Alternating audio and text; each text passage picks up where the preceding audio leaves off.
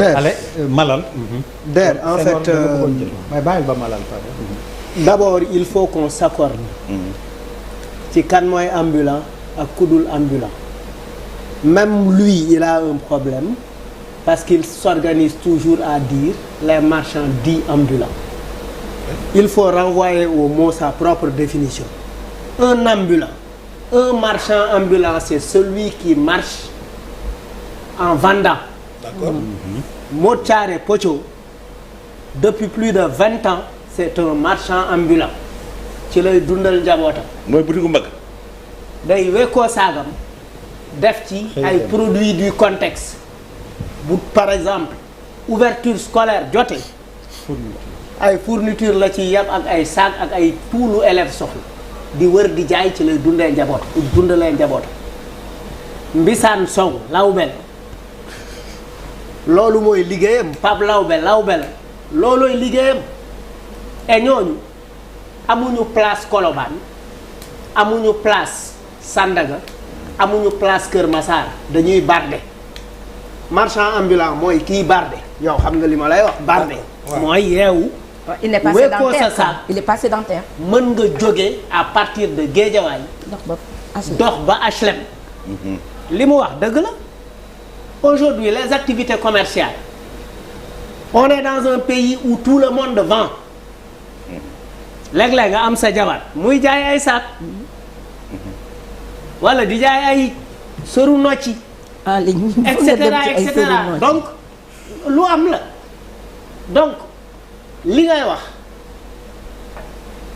da nga ne nañu xool lan moo indi nit ñi di jaay jàpp nañ ni crise la mais bu crise amee ba nit ñi utiliser trouver ay formes de résilience dañ leen war a accompagner encadrer ko parce que marché yi nu mu mel du yoon mon ami Zende Miskin Kan accident bi ngay wax Colobane moom da doon jëndi Colobane di jaay buntu di yóbbu buntu këram Dalifort pour jaay fa la ko camion fekk moom beneen xale bien sûr si les routes n'étaient pas étroites sortie autoroute sortie autoroute nga mu lal fa bal teg fa ay bal teg fa lu nekk jaaykatu caaf bi jaaykatu mango bi jaaykatu mboroxe bi tout le monde il faut organiser ça on doit même organiser comme ni ñu def Kermel biir Kermel daf jaaykatu ceeb bi ñoo bokk place bu ñu nekk mais fii da ngay dem kii jaay mboroxe toog kii jaay fonde pël Fuuta toog kii jaay dàll toog kii raxas dàll toog et cetera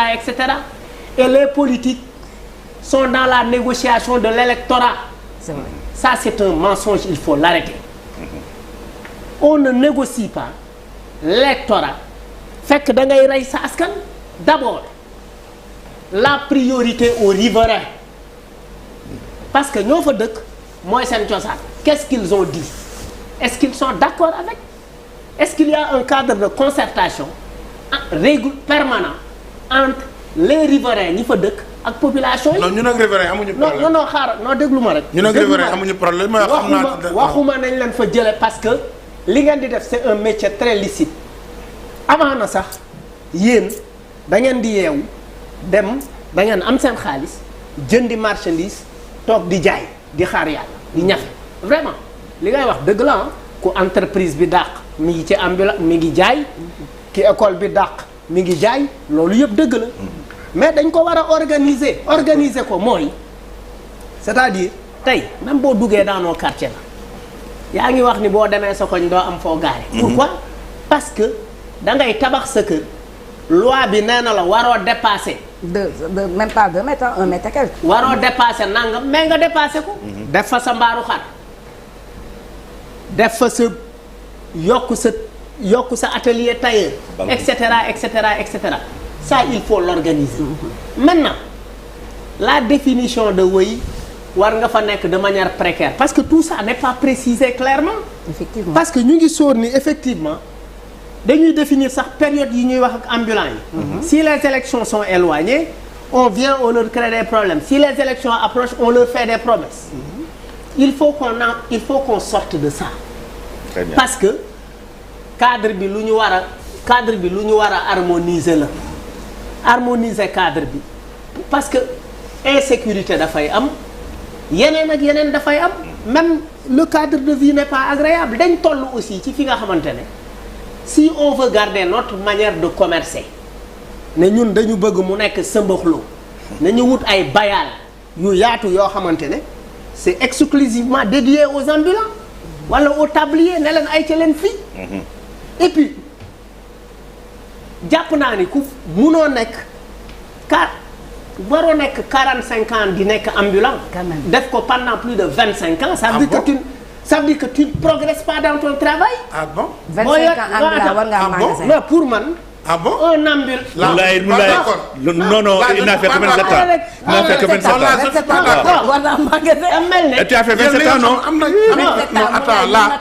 dafa mel ni nga fekk mu ma dugg ci hip hop bi. Non attends. ma ne la pendant 25 ans maa ngi saay. Non. war naa dépenser saay.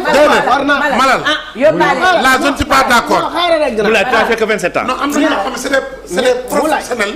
Non li ngeen xamul moo attends yaa ngi dugg Cissé boo xam ne maîtrise woo parmi les ñi ñu tuddee ambulants yi dafa am ñoo xam ne c'est des professionnels de vente c'est inadmissible ay jaaykat lañu c'est inadmissible xarañ si di si am loo xam ni yow moom ngay liggéey nekk un fonctionnaire mu attends Aziz Ndiaye ambulant la woon loolu question de wërsëg la non du question tout le monde n'est pas Aziz Ndiaye xaaral waxuma la loolu non dama dañ la naan 25 ans dans l'armée toujours gobi mais par exemple mais dégg nga li ma la bëgg a wax mooy. toi tu as fait 27 ans non. non li ma la bëgg a wax mooy xam nga.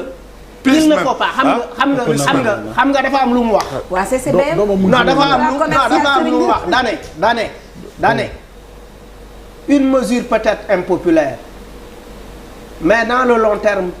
salutaire elle peut être salutaire. il y a des mesures yoo xamante ne di nga ko jël du neex mais il faut les prendre. mesure buy désencombrement marchand ambulant moom. munul nekk mujj non attends ndax ñun am nañ ci expérience. amul kenn ku mun a réussir. désencombrement depuis jamono Abdou Diouf ba léegi nga def désencombrement réussir ko. non xam nga lu tax. non dafa mel ni yow. non parce que xam nga lu tax. mënuloo ko parce que yéen ak politique yi da ngeen di naxante. il ne s'agit pas de question de politique. non parce que da ngeen état attanul loolu. non attends attanul loolu. non état attanul. état loolu. li ma jàpp liggéey mu leen di désencombré. xoolal dama jàpp ni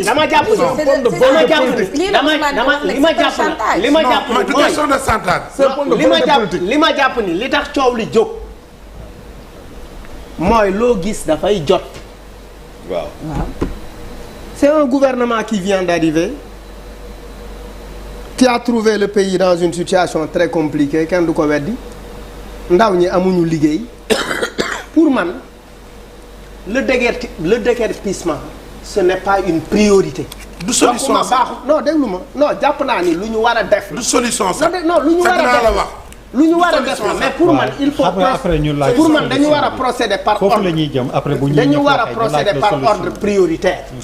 pour man dafa am y a énormément de choses yoo xamante ne sur de leviers sur lesquels yoo xamante ne buñ ci appuyer wu ça peut nous aider à régler xam nga ndaw ñi buñ leen toppatoowul au niveau de la formation di leen bàyyi bac ñuy tricher amuñu une politique d'emploi souteniruñu le secteur privé local et cetera et puis répartiruñu les ressources de manière équitable au niveau par exemple ñu déconcentrer Dakar li am Dakar mën a am Ziguinchor mën a am Thiès et cetera ça si on ne freine pas l'exode rural par l'offre d'opportunités et de manière équitable mais les gens vont toujours venir donc il faut et puis ñu accélérer ce projet lié au développement de l'agriculture fexe intéresser ci jeunes yi parce que qui sont les ambulants à Dakar c'est forcément pas tous les Dakarois tu le dis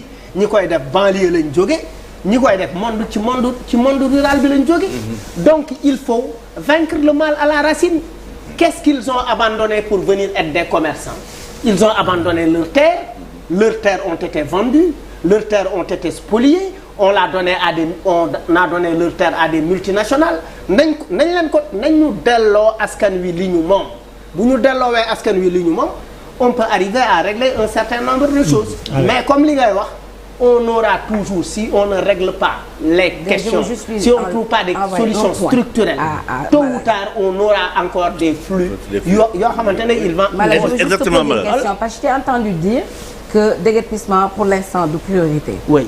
À ton avis, est-ce que l'encombrement de la voie publique est à l'origine des embouteillages à Dakar?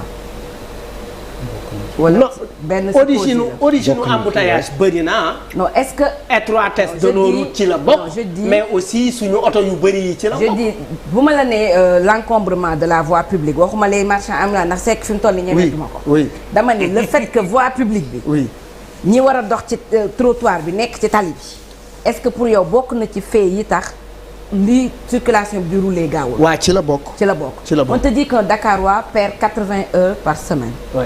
ñu ne la 80 heures par semaine c'est 312 millions par semaine à raison de 100 milliards en manque à gagner pour l'État par année. Le cas Dakar c'est-à-dire 100 milliards manque à gagner par l'État du Sénégal à Dakar par année c'est 100 milliards yoo xam ne mënoon na construire leneen ak leneen ak leneen lu amee même fi nga xam ne da nga wax. c'est pourquoi et c'est pourquoi bi ñuy wax ci éducation sànq bëggoon nañ ko wax. c'est-à-dire le système éducatif sénégalais qui n'offre pas de passerelle à nos jeunes frères et jeunes sœurs qui dès à présent à partir du BFM par exemple doivent pouvoir avoir des possibilités de faire des formations certifiantes ou diplômantes si yeneen domaine comme ni mu ko waxee sànq mi ngi ko doon wax bi muy wax kaawu neveu wam bi xaw ma keneen c'est-à-dire il faut juste que ambulants yi xam ni partenariat la c'est-à-dire tey xëy na casquette ville de Dakar bi taxawu bi moo tax mënul comprendre li may wax mais ñun en tant que Sénégalais et c'est pourquoi tout à l'heure je parlais de la lucidité et de la froideur d'un leader ñun bu ñu gisee ci TikTok bi vidéo ambulant yi toog def ñi di jooy mais suñu xol du neex mais problème bi mooy loolu leader bi mënu ko warul am sentiment boobu moom bu gisee parce que TikTok bi ñi nekk ci nguur gi bu ñu bàyyiwulee vidéo TikTok yi du ñu liggéey de parce que TikTok bi li ñuy partager yëpp c'est genre dootuma la voter et c'est bien que le PM dise bëgguma chantage et que Malal nous parle du vivier électoral. Pourquoi wax na ko sànq gis nga Colobane sur les 9 hectares là tu as des originaires de partout qui sont les relais politiques. gis nga ambulant bi dem Colobane liñ ko def Colobane moom la yóbbu Kounoune de. bu demee Kounoune fi mu dëkk wax ko fa quartier bi muy dox kooku noonu waa moom rek électoral la moom kase bu demee ne Kounoune maire Fass bi moo ma yëkkati waa Kounoune yëpp dañuy mere maire Fass. allez ñu déglu Senghor. voilà donc en fait der man pour man